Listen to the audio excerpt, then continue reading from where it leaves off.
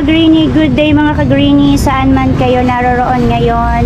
Good evening, good morning, and good afternoon po sa inyong lahat. And for today's video, ang aking mga cactus or yung dalawa kong cactus ay namulaklak. Ito po, Astro at saka si Kiko ko, ayun.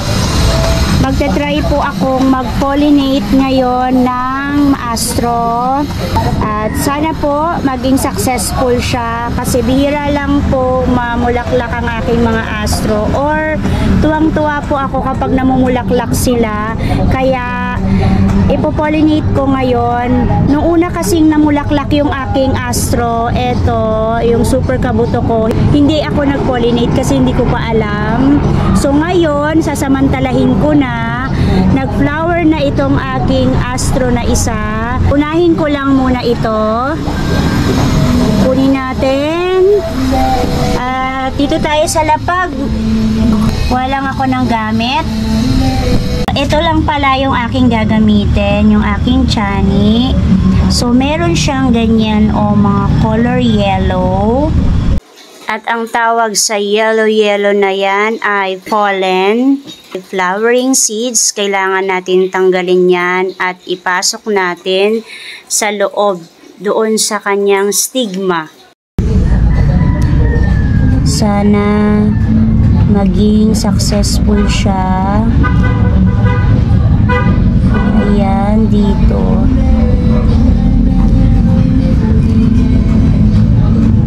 And then, pag tumiklop, kumuha lang po ako ng mas mahaba kasi hindi bumababa yung eto niya.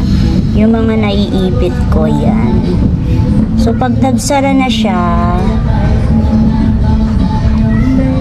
magantay lang tayo ng ilang araw kung successful yung ating ginawa. Praying na successful siya.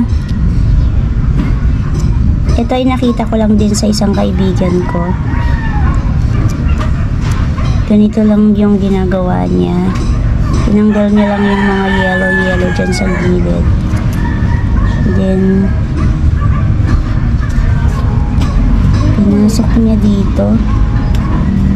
Dyan sa stigma niya. So kuha pa tayo ng pollen. Ito sa gilid niya madami pa. At lagay natin sa gitna. At sana hindi ako ma-copyright dahil meron nagpapatugtog. Diba? Ayan. Siguro tama na yan. Okay, antayin ko lang siya na matiklop. Ang ganda ng flower niya, no? Amazing. Hindi pa nga. Kung hindi naman naging successful, try and try tayo until na makuha natin yung tamang technique.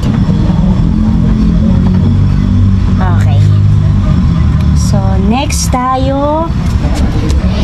Ito yung aking next, yung Kiko ko na nangungulubot kasi nababad po siya dun sa ano, sa init. Nababad siya. At ganun din yung gagawin natin. Ayun. Kasi parang pareho lang sila ng flower. Ito, color ano lang siya. Parang peach na color white, parang ganun. Hilain ko lang yung dito niya, yan. Pasok natin dun sa loob. Hoping na tama yung aking ginagawa. At praying na mag-success siya. Parang ang hirap dito i-open compare dito sa nauna. Ito mahirap po kasi parang naka-close yung ano niya, yung mga ito yung flowers niya. Kailangan natin ng masusing dasal.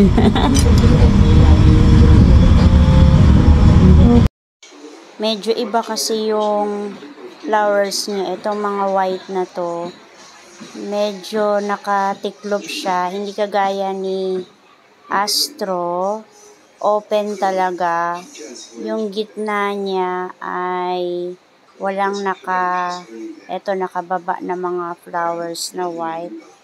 Ito medyo mahirap siya, pero gayon pa man, dahan-dahanin natin para makakuha tayo ng pollen niya.